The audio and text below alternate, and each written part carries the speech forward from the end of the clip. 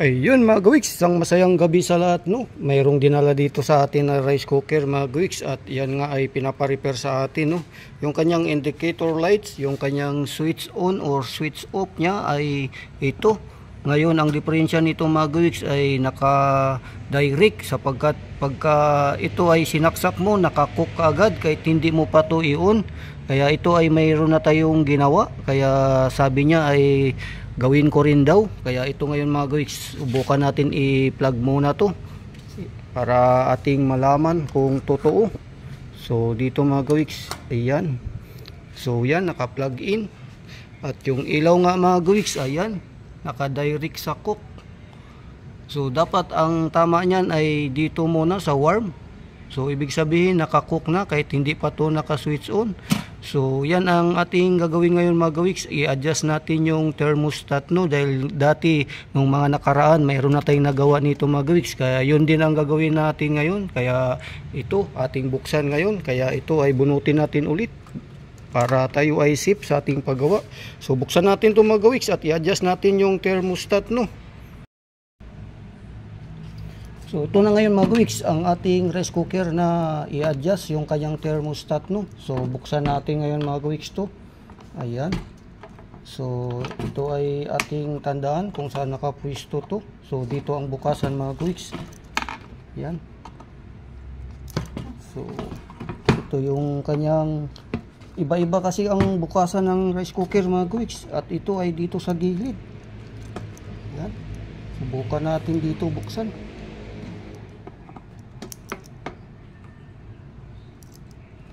O yan, dahan-dahan lang, baka tayo ay lalong masira. So alam ko mga gawiks ay dito yung lock nyan, so nakaipit lang. So yan na mga gawiks, nabuksan na natin. So ito yung laman niya sa loob mga gawiks, no. Ayan, hanapin natin saan banda yung kanyang thermostat, no. So yan ay baliktarin natin mga gawiks. So yan.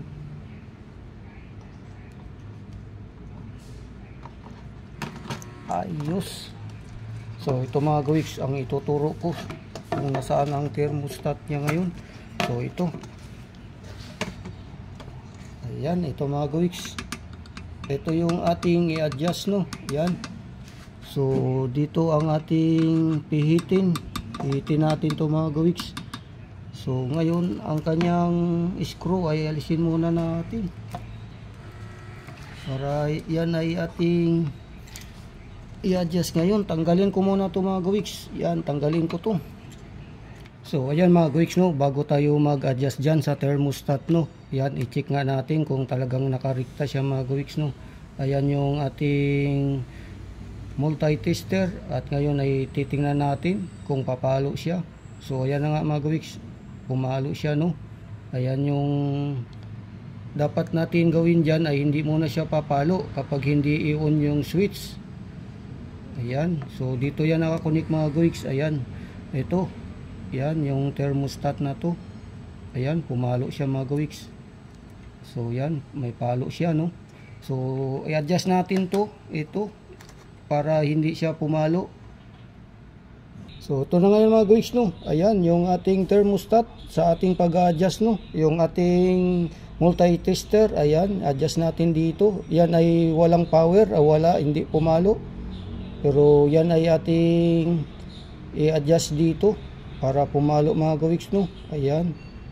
So mamaya mga gawiks, yan ay papalo, at yan ay dahan-dahan nating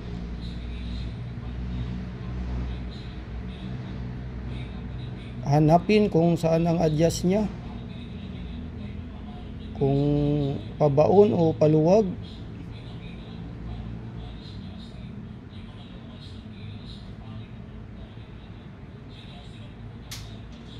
So yan, di pa siya pumalo mga gawiks, no.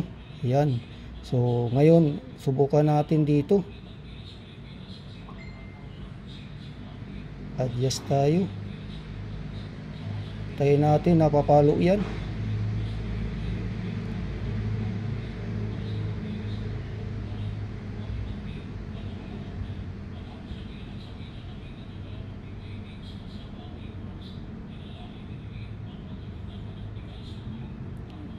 Yun lang. So ayan mga gawiks, yung ating pag-adjust dito ngayon ng kanyang multi-tester, no. Tingnan natin kung papalo yan mga gawiks, no. Yan.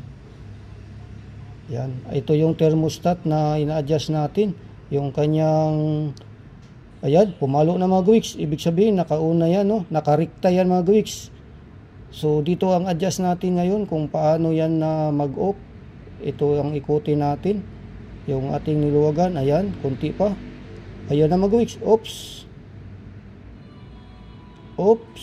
Ayan, kulang pang kunti. So ayan na mga gawiks. Oops. Ayan.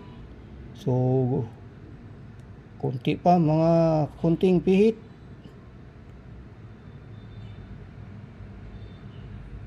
Ayun. Ayan. Kailangan hindi siya nakapalo mga gawiks. Ayan, hindi nakapalo, no. Yan, subukan natin yan mga gawiks kung yan ay okay na. Yung adjust natin dito sa kanyang thermostat, no. So pihitan natin ng konti kung papalo siya. Kailangan adjust lang to. Yun, pumalo. Nakarikta yan. So balik natin ng konti. Kailangan di siya nakapalo mga gawiks. Ayan, di siya nakapalo. Yan yung setting natin na naka-warm yung kanyang ilaw, yung indicator light sa pagsaksak natin dito, no. So yan yung adjust natin ngayon. So ibalik na natin to ngayon mga gawiks sapagkat natapos na tayo adjust dito. So subukan natin. Tayo ay magsaing nito ngayon. Subukan natin to dahil yan ay na-adjust na natin. Kung ang ilaw ay naka-warm na hindi pa natin na switch on yung power, yan. So ibabalik ko lang to mga gawiks. So ayan na mga gawiks, nabalik na natin yung thermostat niya dito sa loob, no. At yan ay subukan ngayon natin. So yan ay natin ang ibalik ang takip. So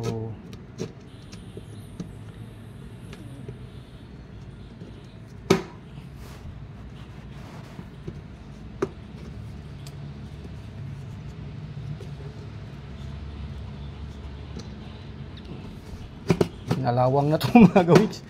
Ayan, pinalawang na ang kanyang takip, no. So yan ay ating isa lang pala ang screw nya dito sa ilalim mga gawiks. So yan ay subukan natin ngayon isaksak to kung ang power nya ay nakailaw sa warm. So ito yung mga ating subukan sa pag saksak ngayon mga gawiks. Subukan natin to ngayon. So ito na ngayon mga gawiks. Subukan natin ngayon na isaksak yan. At ito na yung ating plug. So i-on natin dito mga gawiks. Yan ay kung ang power nya ay nasa warm. Ayan na mga gawiks. Ayan yung tama. So tama yung adjust natin sa ating thermostat, no. Hindi pa siya na-on, naka-warm ang kanyang indicator light. So dapat tama, ganun talaga. Kapag i-on to mga gawiks, ayan, yan yung kanyang cook. So kanina, bago natin to maayos, pagsaksak natin, hindi pa natin na-on to, dito na agad siya naka-cook. So yan mga gawiks ay ating na-repair at naayos na. So ngayon ay subukan nating saingan yan mga gawiks ngayon. Dahil para makita natin. So yan, ay linisin lang muna natin mga gawiks. So bunutin muna natin sa saksakan. Yan. So saing-saing muna tayo. So ito na ngayon mga gawiks yung ating pagsasaing, no. Ayan, salang natin ngayon diyan.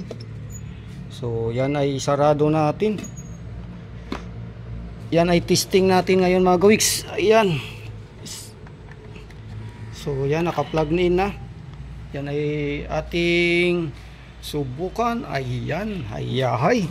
Ayan yung tama mga gawiks. Naka-warm muna bago natin yan pindutin sa on. Ayan.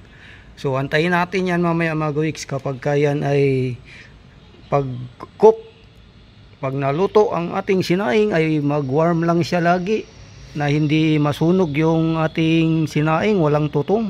So kaya yan ay ating ginawa dahil pinaayos, dahil sa ang nagsasaing mga gawiks ay laging nakabantay na kapag nag-off na daw yung rice cooker ay kailangan bubunutin para hindi siya matutong, hindi masunog yung sinaing nila sa ilalim. Ayan, antayin lang natin mga gawiks mamaya maya. So ayan mga gawiks, no, umuusok-usok pa at nag-off na siya ngayon mga gawiks. Narinig ko yung off niya, kaya ito ngayon ating sinilip. Ayan, naka-warm na siya, ibig sabihin off na siya. So antayin natin mamaya-maya mga gawiks, no. Pagkalipas ng kalahating oras, tingnan natin kung ang ating sinaing ay walang tutong, kasi yan ang tamang sitting. Ayan, naka-warm. So pag naka-warm lang lagi mga gawiks, yan ay indikasyon na tama yung gawa natin. Mamaya mga gawiks ay ating update yan. Tingnan natin yung sinaing natin sa loob. So hindi ko pa mabuksan dahil sa kaup nga lang mga gawiks, no, wala pang 1 minuto yan. So ito na ngayon mga gawiks ang ating sinaing, no. Ayan, ating tingnan, buksan natin dahil yan ay ating subukan na ngayon. So naka-warm lang lagi mga gawiks at tingnan natin dahil nakalipas na yung kalahati o sobra pa ang minuto. Ang ating sinaing ay ating hinayaang nakasaksak at ang ating makita, ayan mga gawiks, ayan. So wala na siyang tutong mga gawiks. Ayan, wala na siyang tutong, no. Ayan nga ang resulta sa ating ginawang pag-repair. Ayan, so medyo malamig-lamig na ng konti ito mga gawiks, pero yung ating sinaing, no, walang katutong-tutong. Ayan yung ating ginawa na repair sa ating rice cooker na sinubukan. So right na mga gawiks, yan ay bunutin na natin. Yes, yahoo! Tagumpay na naman ang repair natin sa rice cooker na yan mga gawiks, at yan ay atin ang ibigay sa may-ari.